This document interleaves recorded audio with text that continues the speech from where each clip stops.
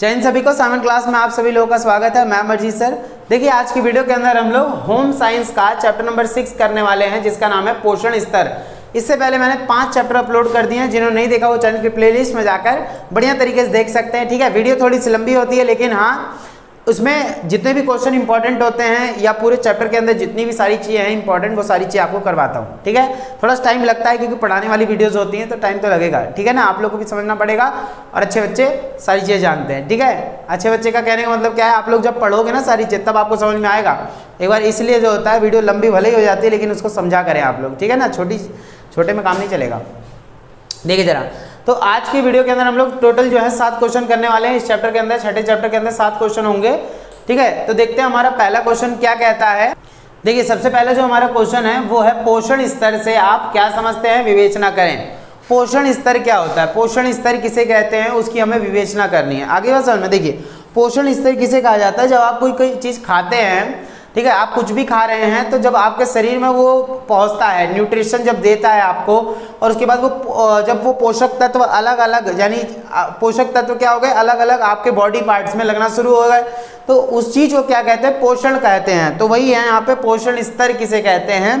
देखिए जरा, तो न्यूट्रिशन स्टेटस जिसे कहा जाएगा, तो यहाँ पे क्या दे रखा है, आप लोग आंसर अपने स्क्रीन पर देखिए कि पोषण यानी शरीर के विकास और वृद्धि के लिए तथा शरीर की विभिन्न प्रक्रियाओं के संपादन हेतु विभिन्न पोषण तत्वों से युक्त भोजन की आवश्यकता होती है।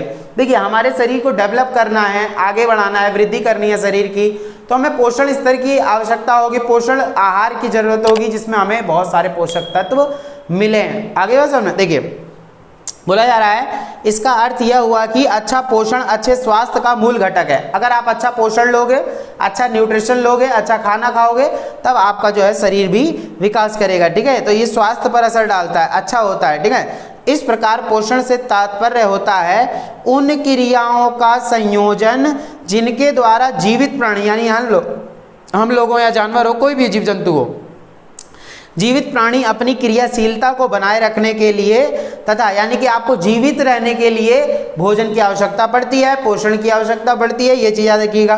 ठीक है, तथा अपने अंगों की वृद्धि, उनके पुनर्निर्माण हेतु आवश्यक पदार्थों को प्राप्त करता है, वह उसका उपयोग करता है। यानी कि जब हम अपने शरीर की वृद्धि के लिए ये सारी चीज़ों का उपयोग नहीं करते क्या, उसी को बोला जाता है पोषण स्तर या पोषक तत्व बोलते हैं। ठीक है, पोषण आहार के अंदर ही आपको मिलता है पोषक तत्व अलग अलग। ठीक है ना, चलिए उसके बाद आता है पोषण स्तर किसे कहते हैं। तो अच्छे स्वास्थ्य के लिए ठीक पोषक तत्वों से युक्त आहार ग्रहण करने की आवश्यकता होती है। देखिए आपको पोषण स्तर की जरूरत है, बैलेंस डाइट की जरूरत होती है आपको, ताकि आपका शरीर जो है डेवलप हो सके, विकास कर सके शरीर। आगे बात समझ में, ये चीज़ आपको याद रखनी है। ठीक है, आहार में इन पोषक तत्वों के अपर्याप्त होने पर अथवा शरीर द्वारा आहार के उपस्थित पोषक तत्वों को प्रयुक्त न किए जाने पर ये शरीर में असंतुलन का कारण बनते हैं। अगर आप ठीक से खाना ना खाओ, किसी दिन खाना मत खाओ, सुबह शाम तक पूरा शरीर बिल्कुल लोच पोच हो जाएगा आपका, याद रखिएगा, बिल्कुल तहस नहस लगेगी जिंदगी। क्यों? तो क्योंकि पोषक तत्व है नहीं आपके शरीर में। क्या होगा तब, दिक्कतें होंगी, वीकनेस आएगी, बीपी लो हो जाएगी, आप तबाह हो जाओगे। यही कारण कालांतर में बुरे स्वास्थ्य और विभिन्न बीमारियों का कारण बनते हैं। आप अच्छा खाओगे नहीं, अच्छा जो है खाना पीना नहीं है आपका, तभी तो बीमारियां पकड़ती हैं शरीर में। ठीक है, तो ये चीज़ याद रखिएगा। देखिए अतः पोषण स्थिति से तात्पर्य किसी व्यक्ति के स्वास्थ्य की उस दशा से है जो पोषण तत्वों को ग्रहण करने और उनके उपयोग से प्रभावित होती है। यही हमारे शरीर में क्या करती हैं, हमारे शरीर में ताकत लाती हैं। ग्रहण, जब हम पोषक तत्वों को ग्रहण करते हैं तो ये हमारे शरीर के लिए बहुत ज़्यादा उपयोगी होता है। जब शरीर अपनी आवश्यकताओं की पूर्ति के लिए सभी पोषक तत्वों का पर्याप्त मात्रा में पर्याप्त करता है, यानी सारे पोषक तत्व जो भी आपके विटामिन, खनिज, ये जो जितनी भी चीज़ें होती हैं, आपका कुछ बड़े वृहद पोषक तत्व होते हैं, कुछ सूक्ष्म पोषक तत्व होते हैं। तो वृहद में आपका जो आ जाएगा प्रोटीन, वसा यानी फैट जिसे बोलते हैं, और वाटर हो गया, और आपका एक तरीके से ये जो है कार्बोहाइड्रेट हो गए, तो ये बड़े पोषक तत्व हैं। ठीक है, छोटे में आपका vitamin, minerals, calcium, zinc, phosphorus, lead, है ना, ये सब नहीं आ जाता, ये सब होता है। तो वही है, तो बोला जा रहा है अथवा शरीर की आवश्यकता अनुसार हम सभी पोषक को आहार में ग्रहण करते हैं। ये सारा हम आहार से, खाने में ही ग्रहण करते हैं। शरीर उनका पूर्ण उपयोग करता है, तब हम सामान्य पोषण की स्थिति में होते हैं। इस प्रकार सामान्य पोषण स्थिति का अर्थ क्या होता है? देखिए, सामान्य पोषण स्थिति का मतलब क्या है कि जब आप अच्छा खा रहे हो, ठीक है, उसको क्या बोला जा रहा है? देखिए जरा ध्यान सुनिएगा। तो कुपोषण की स्थिति देखिए, संतुलित भोजन ग्रहण करना, पोषक तत्वों का सामान्य उपयोग, क्या है ये बोला जा रहा है? इस प्रकार सामान्य पोषण स्थिति का अर्थ क्या होता है? संतुलित भोजन ग्रहण कर लो, आपको क्या मिलेगा? जब संतुलित भोजन ग्रहण करोगे तो आपके अंदर जो है ये जो है पोषण स्तर बराबर पहुंचेगा, ठीक है। दूसरा है पोषक तत्वों का सामान्य उपयोग, आप जो भी पोषक तत्व जो मैंने नाम बताए थे आप उनका बराबर मात्रा में उपयोग कर रहे हो, अच्छे से खा पी रहे हो, तो आपके शरीर के अंदर कोई भी दिक्कतें नहीं आएंगी, ठीक है। चलो, उसके बाद आता है ये कुपोषण की स्थिति। तो इसके लिए एक अलग क्वेश्चन है, कुपोषण के बारे में भी मैं बताऊंगा, कुपोषण क्यों होता है, आप कुपोषण। तो देखिए, क्वेश्चन कोई भी हो, जब आपने डिटेल से जब सारी चीजें पढ़ ली है ना, डिटेल से जब सारी चीजें पढ़ोगे तो क्या होगा, मजा आ जाएगा और सारे क्वेश्चन आप बना लोगे, चाहे कहीं से भी पूछे। आगे बात समझ, ठीक है। पोषण स्तर समझ में आ गया, मैंने आपको बता दिया पोषक जो है, ठीक है। और छोटी सी इसमें मैं एक चीज बताने जा रहा हूं जो इसमें नहीं मिलेगा शायद आपको, कुपोषण जो है जनित रोगों को कैसे जो है पहचानोगे। चलिए, मैं एक छोटी चीज बताने जा रहा हूं, कुपोषण की स्थिति क्या होती है? जब ग्रहण किए गए आहार में एक या अधिक पोषक तत्वों की कमी होती है, इसे पोषक तत्वों की कमी बोला जाता है, कुपोषण होता है इससे। अथवा आहार द्वारा प्राप्त किए गए पोषक तत्वों का शरीर में उचित उपयोग नहीं हो पाता। आप कुछ भी खाते हैं, आपके शरीर के अंदर नहीं लगता वो, तो शरीर में पोषण संबंधी असंतुलन उत्पन्न हो जाता है, जो कुपोषण की स्थिति पैदा करता है। आप अच्छे से खाओगे नहीं तो क्या होगा, शरीर के अंदर आपके अंदर कमी आएगी, पोषक तत्वों की कमी होगी, तो उससे क्या होगा? देखिए, दो चीजें हो जाएंगी। कुपोषण की स्थिति दो प्रकार की होती है। कुपोषण दो प्रकार के होंगे, एक तो हो जाएगा न्यून पोषण और एक हो जाएगा पोषण अधिक्य, यानी कि देखिए अंडर न्यूट्रिशन, यानी कि यह स्वास्थ्य कि वह स्थिति है जो शरीर में एक दो पोषक तत्वों की कमी के कारण उत्पन्न होता है। मान लीजिए न्यून कुपोषण क्या होता है, न्यून पोषण क्या होता है कि आप कुछ शरीर के अंदर कुछ थोड़े से तत्वों की जरूरत है, पोषक तत्वों की जरूरत है, तो उस सिचुएशन में क्या बोला गया इसको कि न्यून पोषण, यानी कुछ की जरूरत है, बस ज्यादा हो जाता है ओवर न्यूट्रिशन, जब पोषक तत्व आवश्यकता से अधिक मात्रा में ग्रहण किए जाते हैं। मान लो आप प्रोटीन भर भर के खा रहे हो, वसा खा रहे हो भर भर के, है ना, फैट जिसे बोलते हैं हम, तो ये क्या होता है, शरीर को नुकसान ही तो देगा, वही चीज तो होगा। क्यों? देखिए, पोषण अधिक्य की स्थिति में लोग सामान्य से बहुत मोटे हो जाते हैं। अब इतना खा लोगे, पेट वेट सब बाहर आ जाएगा, ओ इतना बड़ा बड़ा पेट लेके घूमते रहोगे, उठाना पड़ेगा, दो लोगों को लगाओगे उठाने के लिए पेट को क्या फायदा है इसे खाने का? आप नॉर्मल अच्छा खाओ, सेहतमंद खाओ, ठीक है, और पेट भी बाहर नहीं आएगा, आप हेल्दी भी रहोगे। आगे बात समझना। आप सोचो बहुत से लोग होते पेट बढ़ा लेते हैं, हेल्दी बन जाते हैं, ये हेल्दी तो ना होता है। चलिए, मोटे होने की स्थिति अर्थात पोषण अधिक की स्थिति बहुत हानिकारक होती है, बहुत बर्बाद हो जाओगे, ज़्यादा अगर खा लोगे तो भी, तो ज़्यादा से ज़्यादा पोषक तत्व लेना भी खतरनाक कहलाता है। आगे बढ़ते हैं, इसके कारण अनेक गंभीर स्वास्थ्य समस्याएं उत्पन्न हो जाती हैं। चलिए, उसके बाद आता है नेक्स्ट क्वेश्चन। ये समझ में आ गया ना ये बढ़िया से? चलिए, अब हम नेक्स्ट देखते हैं। इसमें किसी व्यक्ति के बोला जा रहा है, किसी व्यक्ति के पोषण स्तर को निर्धारित करने के तरीके, विभिन्न पद्धतियों की विवेचना करें। यानी अगर आपको किसी की बॉडी में पोषक तत्व नापने हैं तो क्या आप देखोगे, उस जैसे कोई व्यक्ति है आपके सामने, आप देख रहे हो, अरे यार ये तो बढ़िया लग रहा है, बिल्कुल तरोताजा लग रहा है, या बोल सकते हैं हट्टा कट्टा लग रहा है, तो आप क्या चीज़ें देखते हैं ऐसा, ठीक है, तो मेजरमेंट करने बैठ जाते हो। पोषण स्थिति का आकलन कैसे किया जा सकता है? किसी व्यक्ति या स्वयं अपनी अथवा अपने चारों ओर रहने वालों की पोषण स्थिति का आकलन हम निम्न सामान्य विधियों द्वारा कर सकते हैं। कैसे चेक कर सकते हो कौन सा बंदा हेल्दी है, कौन व्यक्ति जो है कुपोषित है? तो अथवा उनकी पोषण स्थिति ज्ञात कर सकते हैं। जैसे शारीरिक विकास, किसी व्यक्ति का शारीरिक विकास बहुत अच्छा हो रहा हो तो आप बोल दोगे अरे वाह ये तो बहुत अच्छी स्थिति है इसकी। वृद्धि बोला जा रहा है, वृद्धि की अधिकतम दर आरंभिक बचपन के समय होती है, अतः 5 वर्ष से कम आयु के बच्चे में कुपोषण होने की संभावना सर्वाधिक रहती है। इसलिए 5 साल के बच्चों को थोड़ा अच्छे से बैलेंस करके खिलाया करो, ज़्यादा भी नहीं कम भी नहीं। ज़्यादा खिलाओगे तो आलू हो जाएगा, जहाँ पे भी जाएगा लुढ़क जाएगा, अरे भैया आलू हो जाएगा अलग ही लगेगा बिल्कुल। वृद्धि का निर्धारण बच्चे के शरीर के भार और लंबाई को माप कर किया जाना चाहिए। उसका वेट कितना है, BMI निकालना आना चाहिए आपको, जो है बॉडी मास इंडेक्स। तो इसमें क्या होता है, आने वाले चैप्टर में बताऊंगा आपको। तो बॉडी का वेट देखो, हाइट देखो, उसके अनुसार उसको जो है बैलेंस डाइट खिलाओ। वस्तुतः एक बच्चे को किसी निश्चित आयु में एक मानकर भार और लंबाई जो है अवश्य प्राप्त कर लेनी चाहिए, और ये भार और लंबाई जो कि निश्चित आयु के बच्चों में अपेक्षित होती है। तो उदाहरण के लिए यदि 4 वर्ष के बच्चे की मानक लंबाई जो है 106.6 सेंटीमीटर है, हम अपनी हाइट को नापेंगे तो भी तो हमें सेंटीमीटर में मेजरमेंट कर सकते हैं हम, ठीक है। तो वही है, और 16 किलोग्राम का है वो बच्चा, 16 किलो का है। तो यदि किसी अन्य 4 वर्षीय बच्चे की लंबाई तथा भार दोनों ही इस मानक बिंदु जो अभी ये बताया गया है, देखिए बोला गया है कि 4 वर्ष के बच्चे की कम से कम कितनी होनी चाहिए, हाइट जो है लगभग 106 सेंटीमीटर लगभग होनी चाहिए, और वेट होना चाहिए 16 किलो। लेकिन इसमें बता रहा है कि यदि किसी बच्चे का 4 वर्षीय बच्चा है और लंबाई तथा भार दोनों ही इस मानक बिंदु से क्या हो, जो अभी मानक बिंदु बताया मैंने, उससे कम हो, तो उसकी पोषण स्थिति अपर्याप्त है, वह कुपोषण का शिकार है। तो 4 साल का बच्चा रहेगा, 106 सेंटीमीटर की लगभग उसकी हाइट होनी चाहिए, और लगभग 16 किलो उसका वजन होना चाहिए, ठीक है। उससे कम है तो कुपोषण वाला बच्चा, ठीक है। ये हम मेजर कर सकते हैं ऐसे। दूसरा है ग्रहण किए जाने वाले आहार की मात्रा और प्रकृति, यानी कि आप इनटेक कितना कर रहे हो डाइट को, वो बताना है। एक संतुलित भोजन में सभी पोषक तत्व तो उचित मात्रा में अनुपात में होते हैं। संतुलित भोजन, देखिए बैलेंस, जब हम जिम करते हैं तो बैलेंस डाइट लेते हैं। प्रोटीन कितना लेना है, आपकी बॉडी वेट अगर 60 किलो तो आप 120 ग्राम प्रोटीन लो पूरे दिन में, है ना। कैलोरीज की आपको जरूरत है लगभग 2200 से 2400 कैलोरीज की आवश्यकता पड़ती है पूरे दिन में।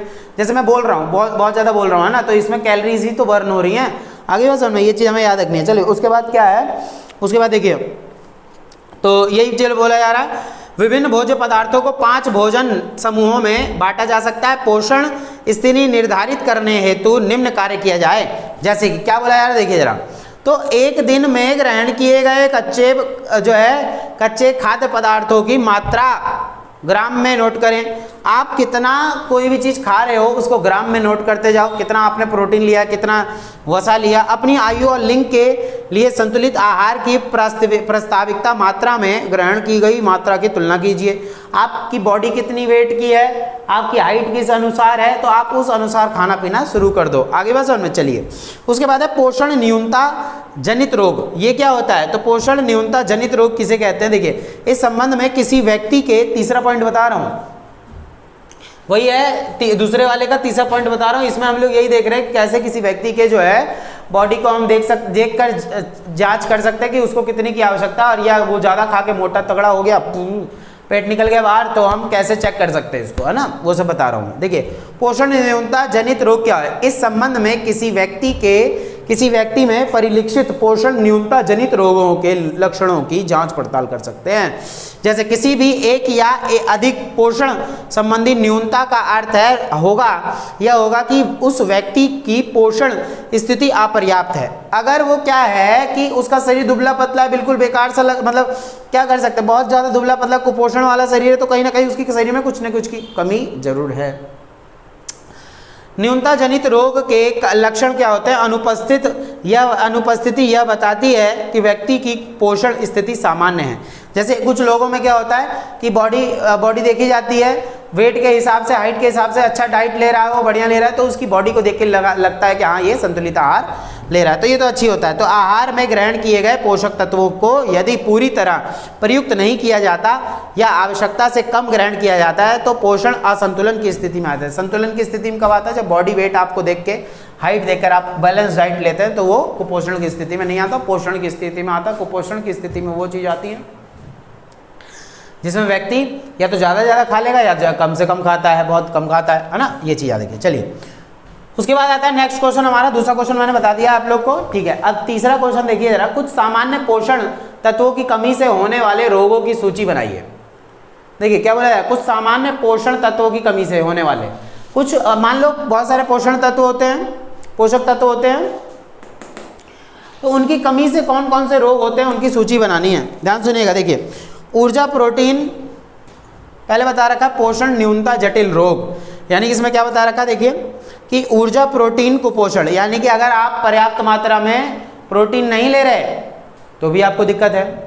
पर्याप्त मात्रा में प्रोटीन नहीं ले, ऊर्जा, प्रोटीन, कुपोषण, यानी कि ईपीएम, ऊर्जा, प्रोटीन, कुपोषण हमारे देश में प्रचलित कुपोषण के प्रकारों में प्रमुख है। जैसे यह मुख्यतः छोटे बच्चों को प्रभावित करता है। यह निम्न कारणों से, जैसे ऊर्जा और प्रोटीन की न्यूनता। बी है आहार में मात्र प्रोटीन की न्यूनता, आहार में बहुत ज़्यादा कमी है, प्रोटीन ही नहीं है खाने में, तो आपके शरीर की वृद्धि कैसे होगी? क्योंकि देखिए कार्बोहाइड्रेट आपके शरीर को ऊर्जा प्रदान करता है और प्रोटीन कोई खासा ऊर्जा प्रदान तो नहीं करता, लेकिन आप कार्बोहाइड्रेट नहीं लोगे तो प्रोटीन वो कमी पूरी करने लग जाएगा। आगे बात समझो। तो प्रोटीन इसलिए लिया जाता है ताकि आपकी बॉडी की रिकवरी और बॉडी जो है डेवलप अच्छे से कर सके। आगे बात समझ में। किसी भी व्यक्ति को प्रोटीन और ऊर्जा की न्यूनता निम्न कारणों से हो सकती है। जैसे ऊर्जा की कम मात्रा ग्रहण करना, आप क्या कर रहे हो, प्रोटीन कुछ भी खा रहे हो उसमें प्रोटीन की मात्रा ही नहीं है। शरीर में ऊर्जा की न्यूनता होना, या तो ऊर्जा आपकी कमी है तो वो प्रोटीन खत्म हो जाएगा आपको पूरे शरीर का। तो इसीलिए देखा होगा आपने कि प्रोटीन की मात्रा भी बराबर होनी चाहिए, अच्छी होनी चाहिए बॉडी वेट के हिसाब से। ऊर्जा के लिए कार्बोहाइड्रेट वसा की जगह प्रोटीन का प्रयोग करना। आप ऊर्जा की जगह क्या कर रहे हो, कार्बोहाइड्रेट और वसा चाहिए ना आपको ऊर्जा के लिए, लेकिन आप उसमें प्रोटीन का यूज़ कर रहे हो, तो सिर्फ प्रोटीन से ही काम नहीं चल जाएगा, इसलिए आपको कार्बोहाइड्रेट भी चाहिए। जब हम जिम जाते हैं, लड़के लोगों को पता होता है बहुत ज़्यादा ये सारी चीज़, जब हम जिम जाते हैं तो हम BCAA लेते हैं, उसमें क्या होता है कार्बोहाइड्रेट ज़्यादा रहता है। आपके कार्बोहाइड्रेट जब बढ़ जाएगा, जब मतलब नॉर्मल आप लोगे जितना, उतना ज़्यादा आपको ऊर्जा एनर्जेटिक फील करोगे। आगे बात समझ में। अब प्रोटीन क्या करता है, आपकी बॉडी की रिकवरी के लिए होता है। मसल्स ब्रेक डाउन होती है, उसकी बॉडी की रिकवरी के लिए क्या बनाई जाती है, प्रोटीन होती है। ठीक है, सबका अपना अलग अलग काम है। शरीर में प्रोटीन की न्यूनता होना, ठीक है, शरीर को ऊर्जा कार्बोहाइड्रेट और वसा से प्राप्त होती है। आहार में इनके अपर्याप्त होने पर शरीर के लिए ऊर्जा की आवश्यकता को पूरा करना कठिन हो जाता है। अब मान लो कार्बोहाइड्रेट वसा ले ही नहीं रहे, फैट ले ही नहीं रहे आप, तो इससे होता क्या है कि प्रोटीन उस चीज को पूरा करने लगेगा। आप प्रोटीन भी नहीं दे रहे तो शरीर तो दुबला पतला होगा, कुपोषण का शिकार हो जाओगे। इसीलिए बोला जाता है ऐसी स्थिति में शरीर में ऊर्जा के लिए प्रोटीन का प्रयोग आरंभ हो जाएगा। यानी कि ऊर्जा चाहिए आपको, वही प्रोटीन क्या करेगा, ऊर्जा देने लग जाएगा। प्रोटीन का काम खत्म, इसका काम खत्म, आपका शरीर खराब होता चला जाएगा, बीमारियां पकड़ लेंगी। प्रोटीन का मुख्य कार्य होता है उत्तक निर्माण, यानी कि हमारी मसल्स रिकवरी का। मैंने पहले बोला आपको प्रोटीन का काम होता है उत्तक निर्माण का, मसल्स रिपेयर का। ऊर्जा का काम नहीं होता प्रोटीन का। ऊर्जा कौन देता है, कार्बोहाइड्रेट और वसा देती है ऊर्जा आपको। फैट देता है जो वसा होती है आपके अंदर वो। अतः जब प्रोटीन का प्रयोग ऊर्जा प्राप्ति के लिए होने लगता है तो प्रोटीन का मुख्य कार्य नहीं हो पाता। तो भाई प्रोटीन अपना काम, जो प्रोटीन का काम था वो प्रोटीन कर ही नहीं पा रहा। प्रोटीन फैट और इसका काम कर रहा कार्बोहाइड्रेट का, तो प्रोटीन का तो शरीर में खत्म ही हो गया बिल्कुल।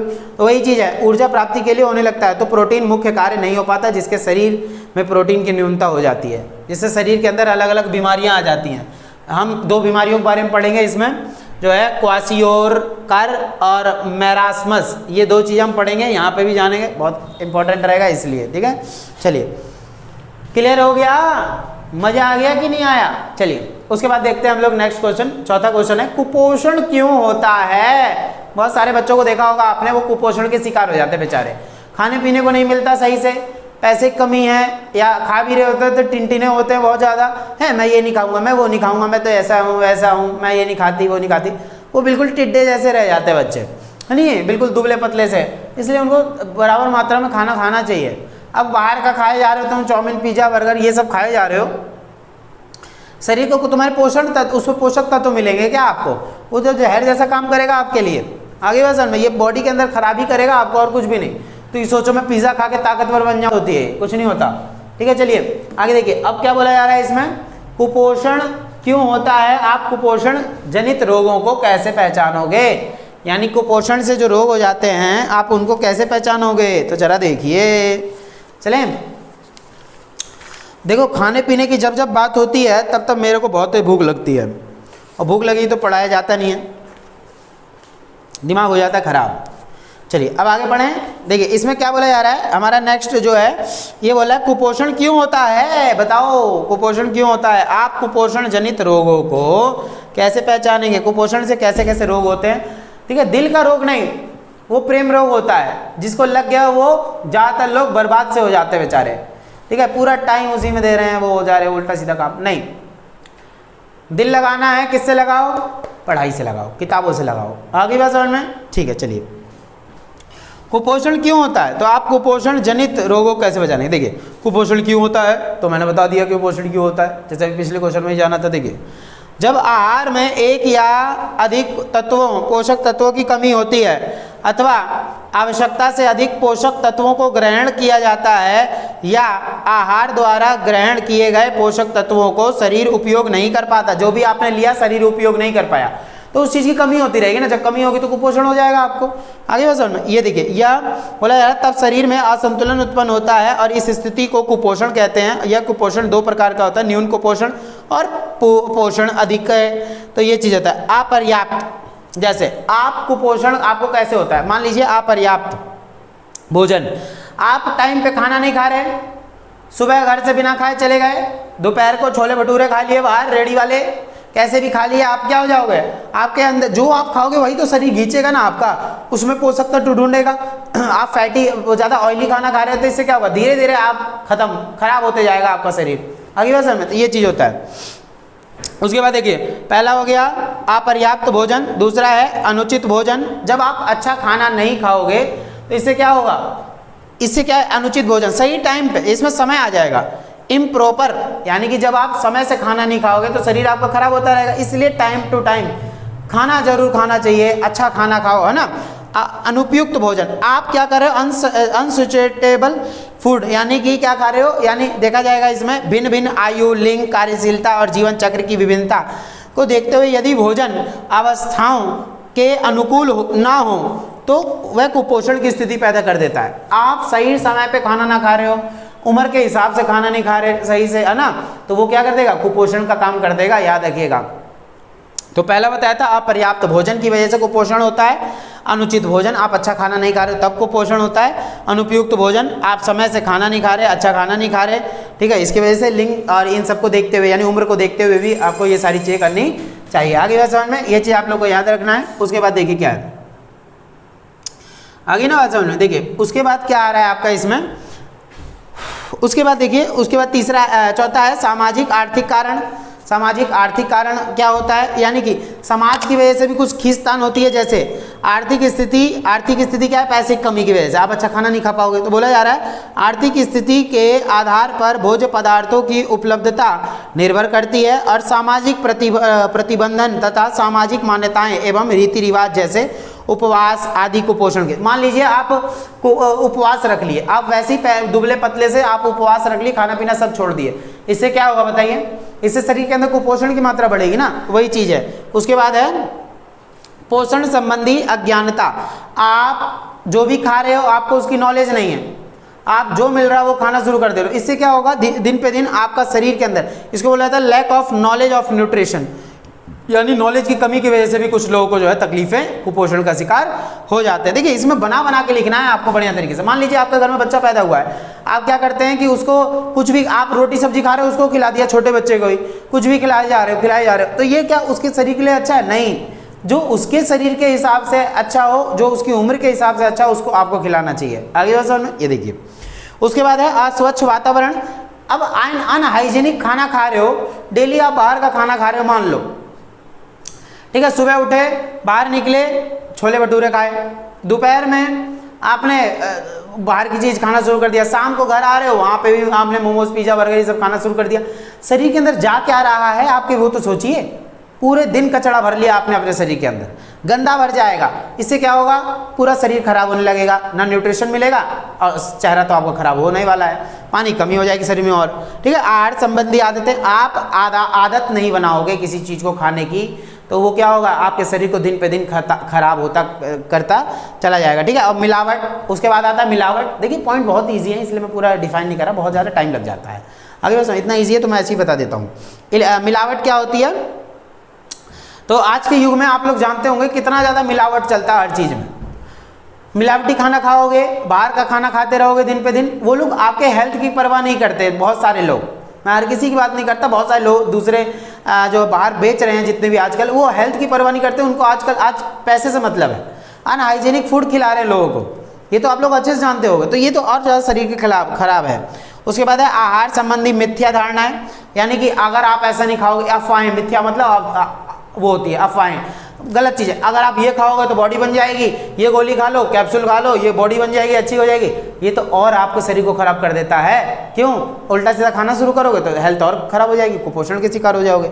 10वां है अत्यधिक कार्य व निद्रा की कमी। आप बहुत ज़्यादा काम कर रहे हो और नींद ले ही नहीं रहे, तो इससे भी आपके शरीर के अंदर दिक्कतें आनी शुरू हो जाएंगी। आगे बात समझ में? चलिए, इतना पॉइंट आप लोग के लिए बहुत है, 10 पॉइंट है, बढ़िया तरीके से लिख देना है, ठीक है ना। चलिए, उसके बाद आता है नेक्स्ट क्वेश्चन हमारा, निर्धनता वगैरह है, मैंने आपको दिखा दिया, वो पढ़ लेना। निर्धनता मतलब गरीबी होती है, ठीक है। चलिए, उसके बाद आ जाता है इसमें कुपोषण और अपर्याप्त पोषण के लक्षण बताइए। देखिए, कुपोषण और अपर्याप्त जो है, अपर्याप्त पोषण के लक्षण, ठीक है। कुपोषण के लक्षण क्या होते हैं और लक्षण कैसे नजर आएंगे? अभी तो हमने जान लिया कुपोषण क्या होता है, लेकिन कुपोषण हो गया तो कैसे लक्षण दिख रहे हैं? तो देखिए, पहले बाल आ जाएगा, हेयर, यानी चमक में कमी, बालों में दम नहीं रह जाएगा, आसानी से टूट जाएंगे, और खुश्की यानी कि बिल्कुल ड्रैंड्रफ, कंघी करते समय तेजी से झड़ने लगेंगे बाल। आपने ऐसे किया बाल और आप टकले हो गए, इधर से आपके डिजाइन बन गया, ठीक है। आगे बात समझना, ये चीज, बालों में कमी आ जाएगी कुपोषण से। आंखों में कमी आ जाएगी। आंखों में कमी मतलब यानी कि एक आंख गायब हो जाएगी, नहीं, आंखों में कमी मतलब आपको दिखना कम हो जाएगा, ठीक है। और दिखोगे जब भी तो उसमें झिलमिलाहट सी आने लगेगी, आपको आंखों में दिक्कत होगी, तो उसकी वजह से सर में भी दर्द पकड़ेगा, ठीक है। कुपोषण की कमी है। देखा होगा कभी आपने, कभी किसी को, कि जब खाने की कमी होती है तो उससे होता क्या है कि आपको चक्कर आने लग जाता है, बहुत ज़्यादा दिक्कतें होती है फिर शरीर के अंदर। आगे बात समझ में? तो ये चीज़ होती है। उसके बाद है त्वचा में कमी। त्वचा, आपकी स्किन खराब होती जाएगी। हेल्दी रहोगे, फैट रहेगा शरीर में, थोड़ा मोड़ा, गुड फैट की बात करो, बैड की नहीं, पिज़्ज़ा बर्गर खा के बना लिया, गुड फैट की बात कर रहा हूँ, जिससे क्या होता है, चोट वोट नहीं लगती, आपके शरीर में ताकत रहती है। तो आपको कहीं ना कहीं त्वचा, देखो, जब अच्छा खाओगे तो पानी अच्छा पहुंचेगा आपके शरीर के अंदर, अच्छा खाना खाओगे, फल फ्रूट खाओगे बहुत अच्छे से, है ना, तो शरीर के अंदर क्या होता है, ऊर्जा रहेगी, त्वचा भी अच्छी रहेगी। होठ क्या होंगे, ये सूखेंगे नहीं, फटेंगे नहीं होठ। जी हाँ, यानी टंग, जीभ आपकी अच्छी रहेगी। जैसे कैसे? अपर्याप्त पोषण के कारण जीभा से जो है सूजन, यानी कि जीभ सूजने लग जाएगी कुपोषण से। लाली यानी लाल नहीं रहेगी, बिल्कुल सफ़ेद सी जीभ हो जाएगी, और दरारें पड़ जाएंगी, बिल्कुल क्रैक सी पड़ जाएगी। तो ये चीज़ याद रखिएगा, आपको ये कुपोषण के लक्षण होते हैं, जिसके कारण चखने की शक्ति कम हो जाएगी। किसी भी चीज़ को आप खाओगे आपको टेस्ट नहीं मिलेगा, और आप बेस्वाद बोलोगे हर चीज़ को। कोई भी अच्छा खाना खाएगा आप बेस्वाद बोलोगे उसको। आगे बात समझ में? देखिए, उसके बाद क्या है, जीभ का तो आपको मैटर समझ में आ गया। उसके बाद है मसूड़े। मसूड़ों में सूजन आने लग जाएगा, अंदर से मवाद भर जाएगा, आना और खून आना, खोखला हो जाना, ये सब क्या है, तो ये बड़ी दिक्कतें दे जाएगा। उसके बाद आती है दांत। दांत की अगर हम बात करें, दांत के अंदर अपर्याप्त पोषण और दांतों में अनेमल और पर बुरा प्रभाव पड़ता है। दांत पीले अथवा भूरे रंग के होने लग जाते हैं, ये कुपोषण के कारण होता है। शरीर में कमी रहेगी तभी तो होगा ना। अब शरीर में अच्छे से ऊर्जा जा रही है, अच्छा खाना जा रहा है, तो इससे क्या होता है, बहुत फायदा होता है हमें, ठीक है। उसके बाद मांसपेशियां हैं, मांसपेशियों में मजबूती रहेगी, विकास करता रहेगा। अगर कंकाल रहोगे, यानी नीचे दे रखा कंकाल में सामान्य स्थिति या आ जाने से कलाई, हड्डियां जो है ये क्या होते हैं, टूटने का डर रहता है बहुत ज़्यादा इनके। पसलियां झुक जाती हैं, मुड़ी जाती हैं, ऐसे हो जाओगे, टेढ़े मेढ़े हो जाओगे। इसलिए अच्छा खाना पीना चाहिए शुरू से ही। पेरेंट्स की भी वो होनी चाहिए कि हाँ, बच्चों को शुरू से ही, छोटा बच्चा है वो, उसको दे ही नहीं रहे, टमाटर पकड़ा दो हाथ में उसके, वो आलू की तरह खाता रहेगा उछल उछल के, है ना। उसके हाथ में सब्जी वब्जी पकड़ा दो, कुछ भी हरी पत्तेदार सब्जियां बनी हुई हैं, उसको छोटे से ही खिलाना शुरू कर दो, आदत बन जाएगी, अच्छा हो जाएगा। बड़े होने पे तो फिर टिनटिने हो जाते हैं बच्चे, खाते पीते नहीं, गुस्सा आती, फिर कूट दो उन्हें। कूट दो क्यों? आपकी गलती है ना, पहले क्यों नहीं खिलाया उसको। तो शुरू से ही ऐसी चीज़ें होती हैं। चलो, देह बॉडी की बात करें, भार की बात करें, निद्रा की बात करें, ये सब कुपोषण के कुछ लक्षण आपको देखने को मिल जाएंगे, ठीक है। चलिए, उसके बाद आ जाता है नेक्स्ट क्वेश्चन, पाचन व विसर्जन में और ग्रंथियां, ग्लैंड्स, यानी कि आपकी जो है इसके कारण पैरोटिड तथा थायराइड ग्रंथियां बढ़ जाती हैं। आपको पतले लोग होते हैं उसमें थायराइड की भी, ऐसा नहीं होता मोटे लोगों को ही थायराइड होता है, पतलों को भी हो जाता है कई बार, पतले के कारण, पतला वाला थायराइड। स्नायु तथा हृदय संबंधी, यानी सांस लेने में दिक्कतें, बहुत ज़्यादा आपको समस्याएं आ सकती हैं, ये चीज़ याद रखिए, ठीक है। उसके बाद आता है नेक्स्ट क्वेश्चन आपका, ये वाला क्वेश्चन बहुत अच्छा क्वेश्चन है, क्वासियोकर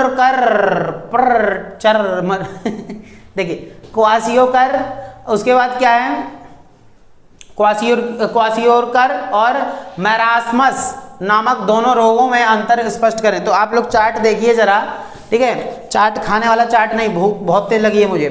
आगे बात है, देखिए जरा, चार्ट ये चार्ट है, चार्ट देखिए। तो क्वासिकोर और मैरास्मस रोग से पीड़ित बच्चों के लक्षण, ये लक्षण पूछ लेगा, मजा आ जाएगा आपको। देखिए क्या है, परंतु इसके लक्षणों में कुछ अंतर पाए जाते हैं। जैसे लक्षण कहता है बाल, आंखें, त्वचा, देह, चेहरा, जो मैंने अभी बताया था। अब इसमें कुपोषण से ही दोनों बीमारियां हो रही हैं। देखो बाल से रिलेटेड की अगर बात करें तो क्वासियोर, देखिए इसमें क्या दे रखा है, एक तरफ आपको क्वासियोर कर और मैरास्मस, मैं पढ़ रहा हूं आपको, बस देखते रहना बढ़िया से आप। जल्दी टूटना बाल का, भूरे रंग का हो जाना, ठीक है। उसमें क्या है, सूखे और चमकहीन हो जाना, वो होता है मैरास्मस। इसमें आंखों की बात करें, सूज जाना, और इसमें क्या होता है, बड़ी तथा घुरती हुई प्रतीत होती हैं, यानी बिल्कुल बेकार हो जाएंगी, बड़ी हो जाएंगी, ऐसे हो जाएंगी आंखें, ओ ऐसे हबीबुल्ला ठीक है, ऐसी वाली आंखें। उसके बाद त्वचा कैसी हो जाएगी, मैं मजाक नहीं उड़ा रहा किसी का, बस बता रहा हूँ थोड़ा सा ये दिक्कत है। कुपोषण का शिकार वही बच्चे हो जाते हैं जो खाते पीते नहीं है ज़्यादा, तो शरीर में भी दिक्कतें होती हैं, पैसे निर्धनता की वजह से होता है। तो आप कोशिश ये करें कि अच्छा खाना पीना करें, ये ठीक हो जाएगा, ठीक है। देखिए उसके बाद क्या है, निस्तेज और खंडित गहरे रंग के जो है चकते हो जाना, शरीर पे धब्बे धब्बे दाग पड़ जाएंगे, जली हुई सी प्रतीत होना, यानी कि बिल्कुल सुगड़ी सी स्किन भी हो सकती है आपकी, सूखी पतली तथा झुर्रीदार चमक, इसमें अंतर बता रखा है, आपको याद रखना है। देह की बात करें, शरीर की बात करें तो हाथ, पैरों तथा टांगों में सूजन हो जाना, क्वासिकोर में होता है वो, और चमड़ी व हड्डियों का ढांचा भर रह जाना, ये चीज़ होता है मैरास्मस में। चेहरा देखें गोल और चंद्रमा के आकार का हो जाना, बिल्कुल चंद्रमा जैसा हो जाएगा, चेहरा गोल सा हो जाएगा। और इसमें क्या होगा, मैरास्मस में सिकुड़ने के कारण बंदर जैसा प्रतीत होता है, यानी कि थोड़ा ऐसे हो जाएगा चेहरा, थोड़ा अजीब सा लगता है। फिर आप क्या करेंगे इससे बचने के लिए, आप अच्छी जगह दिखा लें, इलाज करवा लें, फिर उसके बाद आप खाना पीना अच्छा कर लें तो ठीक हो जाओगे, टेंशन की बात तो ही ना है। आगे भी समझ में। चलिए उसके बाद लास्ट क्वेश्चन हम लोग पढ़ेंगा। देखिए आहार के माध्यम से आप मैरास्मस और क्वासिकोर रोगों से ग्रस्त बच्चों रोगों का इलाज कैसे कर सकते हैं। वही वाले रोग हो गए, इन रोगों का इलाज कैसे कर सकते हो, आहार से। देखो आहार की कमी से ही दिक्कत हुई थी, तो आहार के भरपूर मात्रा से ही तो दिक्कत दूर होगी। क्यों, आगे बात समझ में। देखिए तो क्या बोला जा रहा है, क्वासियोकार के रोगी को आहार देते समय निम्न दो बातों का ध्यान रखना चाहिए। जैसे आहार पंचशील, पंचशील बोला, पंचशील का समझौता 1954 वाला, ऐसा नहीं होना चाहिए ना। चलिए वो तो हमसे पॉलिटिकल समय पढ़ लिया था। देखिए तो यहाँ बोला जा रहा है आहार पाचनशील हो, शुरू के कुछ हफ्तों में सिर्फ तरल आहार देना चाहिए। तरल आहार में प्रोटीन, कैलोरीज, ये सब बीमारियां हो जाएंगी ना, रोग हो जाएंगे, तो आपको कैसा खाना खाना चाहिए वो बता रहे हैं यहाँ पे। आहार से ही ठीक हो सकता है बढ़िया से। तो वही आहार में क्या दो, प्रोटीन, कैलोरी अच्छी दो उसको, तथा विटामिन अधिक मात्रा में उसको पहुंचाओ, मल्टीविटामिन की गोलियां खिला दो, लेकिन लिमिट, डॉक्टर से पूछ के हर चीज़, अपने मन से नहीं, यानी कुछ भी खाना शुरू कर दूं। इस स्थिति में बच्चों की पाचन क्रिया कमजोर हो चुकी होती है, ठीक है।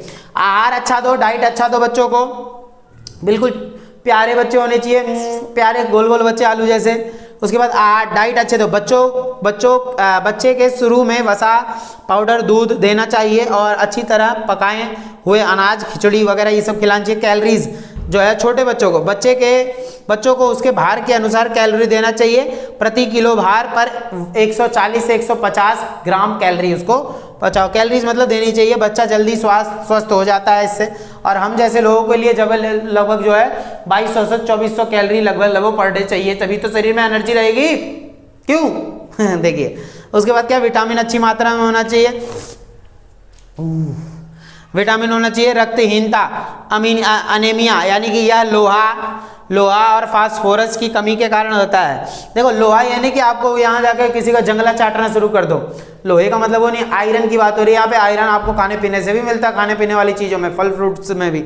चलिए उसके बाद क्या है, तो ये चीज़ें फास्फोरस उसको मात्रा सही से जानी चाहिए। अन्य खनिज लवण यानी अदर मिनरल सॉल्ट, ये सारा आपके शरीर में, जब मैरास्मस में वही आहार तथा पौष्टिक तत्व देना चाहिए जो क्वासिकोर में दिए जाते हैं, यानी दोनों में ही एक ही आपको आहार चलेगा, और इससे ये बीमारियां, कुपोषण वाली बीमारियां ठीक हो जाएंगी।